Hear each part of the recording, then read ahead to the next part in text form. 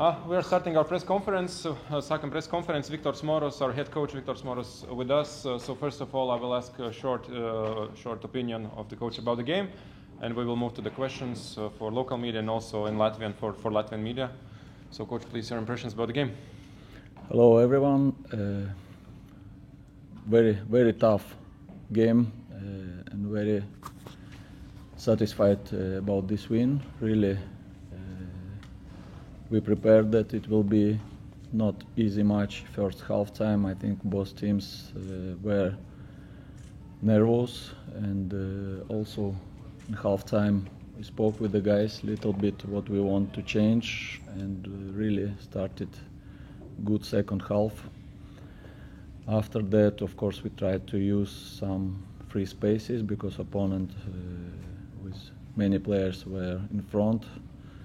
Had few opportunities, but we understand that everything will decide in Riga, in second match, and thanks to our supporters, they were today with us and helped us a lot.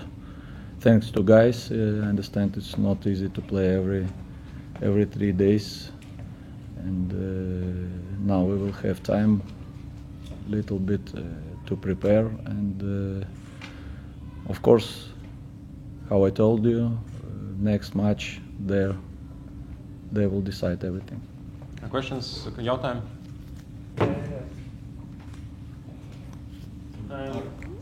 Droši latviski? English. It's the 2 matches. Is tie decide or not? Sorry? No. It's 2 matches. Is tie decide or not? Is everything possible? Yeah.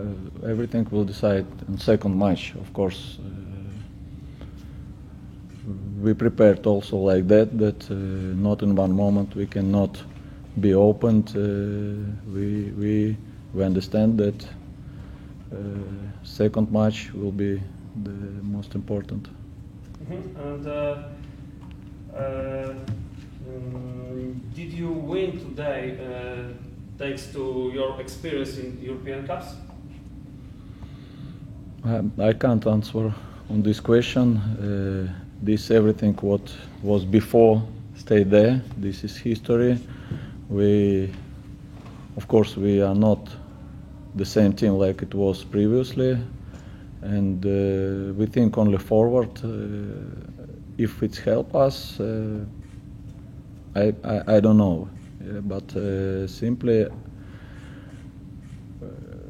we tried to do everything to win this match, and in some situations we survived, in some situations we had good opportunities, and finally the most important to get good result before second match. Varbūt tu vari nodalīt spēli bez bumbas aizsardzībā un spēli ar bumbu uzbrukumā. Pretiniekiem liekam no sodalaukuma robežām tikai kādi 2 sitieni, kas nebija tik daudz, bet vai esi apmierināts ar spēli uzbrukumā un arī par aizsardzību tā skaitā? Es nebiju ļoti apmierināts ar to, kā mēs spēlējam ar bumbu pirmajā puslaikā, jo mēs sapratām, ka pretinieks māks spēlēt un viņi izmantos to, jo ļoti labi izanalizējam viņus, un viņi ir ļoti spēlējuša komanda ar daudz spēlētājiem centrā. Un ja mēs paši nespēlēsim, mēs sapratām, ka nebūs viegli. It kā otrajā puslaikā daudz labāk tas sanāca līdz gūtiem vārtiem. Varbūt pēc tam, mēs sākam vairāk domāt par aizsardzību, un dažas situācijas bija vajadzīgi svaigi spēlētāji, lai noturētu tās pretinieka augšas pozīcijas, un jau mēģinājām izmantot pārējas. Un varu teikt, ka darbojamies it kā kvalitatīvi, izņemot tās 2 situācijas. Paldies Ženē, viņš arī bija sava vieta un palīdzēja, ka arī aizsargi, vispār aizsargi šodien ļoti labi pastrādājām. Mēs ļoti labi sapratām, ka nebija izcila spēle, bet svarīgi bija dabūt rezultātu. Noteikti daudz līdzjūtēji apspriedīs par 11 metru sodasienu izpildītāju. Varbūt vari pastāstīt, kā šis lēmums tas tapa tieši situācijas brīdī vai pirms mača? Mums ir kādi 5, 7 spēlētāji, kuri jebkura brīdī, ja viņi ir gatavi, tad viņi sitīs. Puiši sami laukumā zina par to situāciju. Mēs apspriedām jau ar viņiem daudzas reizes, ka ir tie spēlētāji, bet tālāk jau kas ir vairāk pārliecināts, tas sitīs. Any English questions maybe, no? Viktor minēja, ka nebija ļoti izcila spēle, bet tik un tā diezgan bieži, kad RFS nerāda varbūt savu top sniegumu, tik un tā teikt pie šī rezultāta. Tā ir uzvarētāja mentalitāte, tas ir raksturs, kas izšķir šādos brīžos par labu jums? Ziniet, mums, kad es atnācu, es sastādīju tādu kluba filosofiju, un tur bija viens punkts, ka būs ļoti daudz spēļu, kad ne visi iet ļoti labi, ļoti viegli uzvarēt tās spēles, kad visi lido.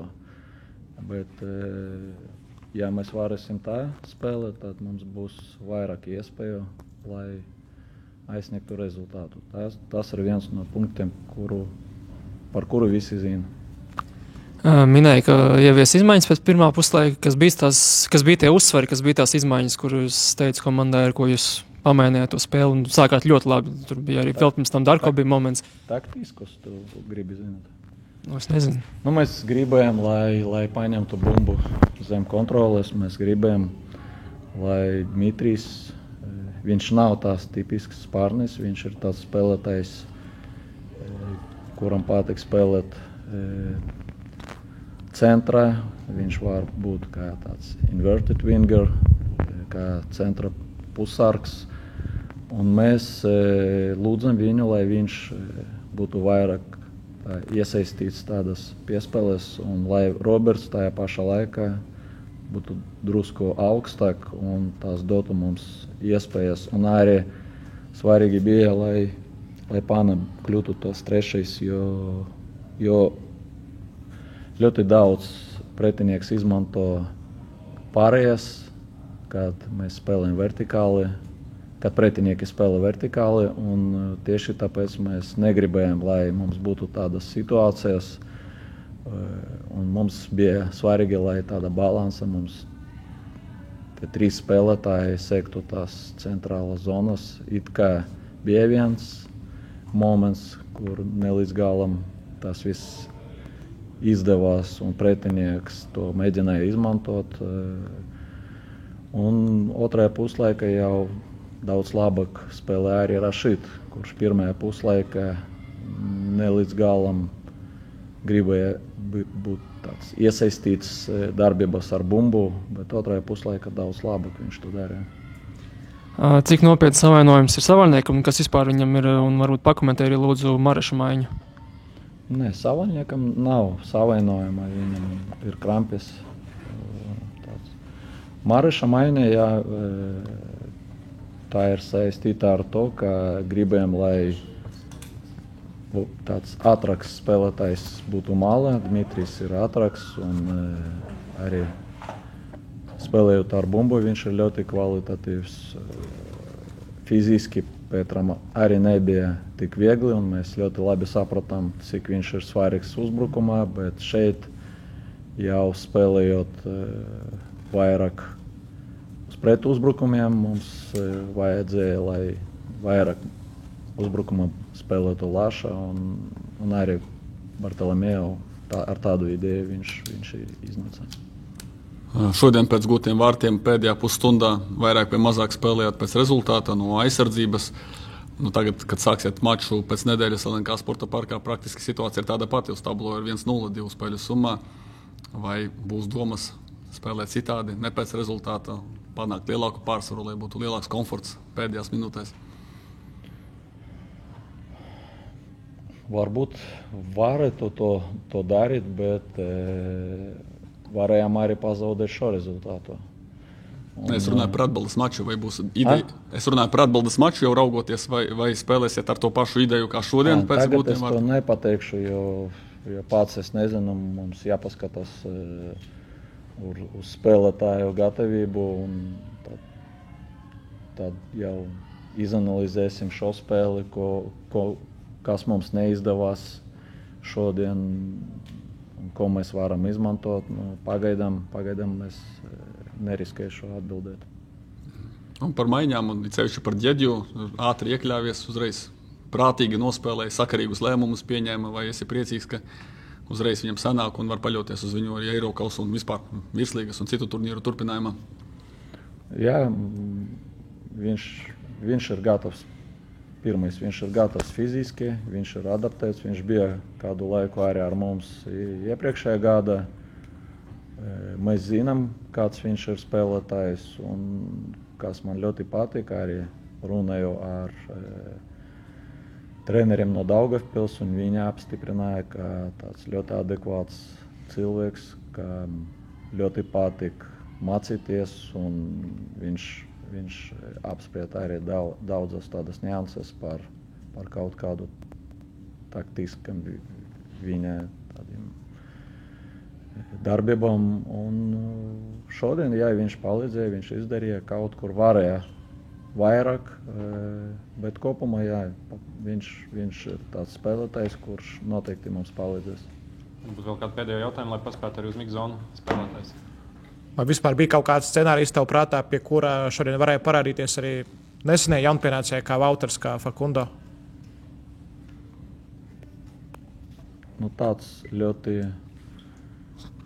pozitīvs scenārijs, ja būtu, varbūt, ja tas varētu būt, bet kopumā ar jebkuru rezultātu, kā es jau teicu iepriekš, mēs sapratām, ka būs atbildes spēle, un mēs nevaram riskēt un kaut ko mēģināt, ja neesam pārliecināti.